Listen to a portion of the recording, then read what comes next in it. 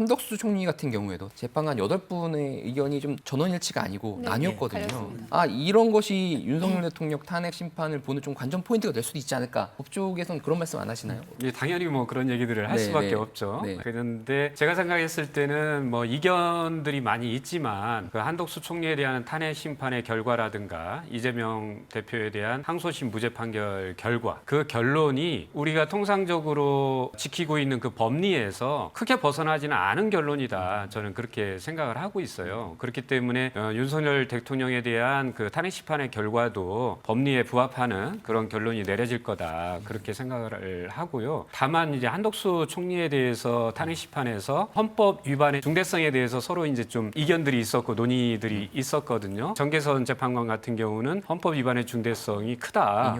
예, 그래서 인용 의견을 냈고 나머지 4분 같은 경우는 그렇게 중대하지 않다. 이렇게 의견을 냈기 때문에 윤 대통령에 대한 탄핵 심판에서도 헌법 위반의 중대성 여부에 대해서 이견이 있을 수가 있습니다. 다만 한덕수 총리에 대한 그 헌재 결정에 있어서는 헌법재판관을 임명하지 않은 그 헌법 위반 행위에 대한 중대성 여부를 이제 판단을 한 거거든요. 그래서 거기에 대해서는 이견이 있을 수가 있죠. 근데 이제 윤 대통령 같은 경우는 그 내란 행위에 대한 헌법수 의지가 있느냐 여부를 판단하는 거고 내란 행위가 그 헌법 위반의 중대성이 없다. 이렇게 볼 수는 없기 때문에 윤 대통령에 대한 탄핵 심판에 있어서 헌법 위반의 중대성 여부에 대해서는 재판관들 사이에 저는 이견은 있을 수가 없다. 그렇게 생각을 하고 있습니다.